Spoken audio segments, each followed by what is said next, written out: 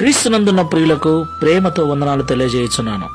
ఈరోజు దేవుడు మనకు చేస్తున్న వాగ్దానం ఏమిటనగా, కీర్తనల గ్రంథము 75వ కీర్తన 6-7 వచనాలు. తూర్పు నుండి అయినను, పడమటి నుండి అయినను, అరణ్యము నుండి అయినను హెచ్చు కలగదు. దేవుడే తీర్పు తీర్చువాడు. ఆయన ఒకరిని తగ్గించును, ఒకరిని హెచ్చించును. దేవునికి మహిమ కలుగునుగాక.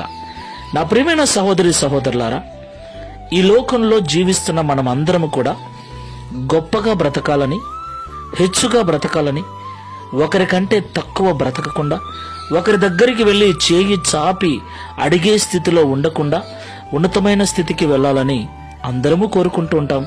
అందుకొరకు అన్ని రకాల ప్రయత్నాలు చేస్తూ ఉంటాం, అన్ని రకాలుగా ప్రయాసపడుతూ ఉంటాం. అయితే మనం ఎన్ని ప్రయత్నాలు చేసినా, ఎంత ప్రయాసపడినా మనము హెచ్చుగా జీవించాలి, గొప్పగా జీవించాలి, ఉన్నతమైన స్థితికి వెళ్ళాలి అంటే అది దేవుని వలననే సాధ్యం. ఆయనే ఒకరిని తగ్గించును, ఆయనే ఒకరిని హెచ్చించును. దేవునికి మహిమ కలుగునుగాక. తూర్పు నుండి అయినను, పడమటి నుండి అయినను, అరణ్యము నుండి అయినను, ఏ విధము చేతనైనను మనంతట మనము మన స్వబుద్ధి, మన స్వనీతి ద్వారా, మన స్వశక్తి ద్వారా, మన స్వశ్రమ ద్వారా ఉన్నత స్థితికి వెళ్ళలేమని, మనము ఎంత జ్ఞానవంతులమైనా, ఎంత నీతివంతులమైనా, ఎంత కష్టపడే మనస్తత్వం ఉన్నా దేవుని దయ మీద, కనికరం మీద ఆధారపడవలసిన వారమై ఉన్నామని ఎప్పుడూ మరవకూడదు. కాబట్టి మాటలు వింటున్న ప్రియ సహోదరి సహోదరులారా, దేవుడు మనల్ని హెచ్చించున్నట్లు తగ్గింపు జీవితము కలిగి దేవుని దయ కనికరం మీద ఆధారపడి జీవిద్దాం. ప్రార్థన చేసుకుందాం. మహోన్నతుడైన తండ్రి, మహిమ కలిగిన యేసయ్య, మీకు స్తోత్రాలు.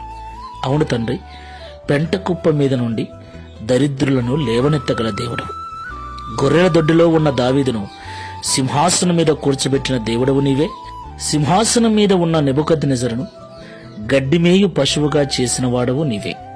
అవును తండ్రి, నీవే మమ్మల్ని హెచ్చించువాడవు, నీవే మమ్మల్ని తగ్గించువాడవు. కనుక మా స్వనీతిని, స్వజ్ఞానము మీద ఆధారపడక, మేమెంత కష్టపడే మనస్తత్వం కలిగి ఉన్నా నీ దయా కనికరముల మీద ఆధారపడి, నీ కృపకు పాత్రులమై నీ ద్వారా హెచ్చించబడినట్లు సహాయము చేయమని, అట్టి మనస్సును ఈ ప్రార్థనలో ఏకీభవిస్తున్న మాకందరికీ అనుగ్రహించి, తద్వారా ఈ దిన వాగ్దానమును మా అందరి జీవితంలో నెరవేర్చమని యేసు నామములో ప్రార్థించి వేడుకుంటున్నాము తండ్రి. Amen. Praise the Lord. God bless you.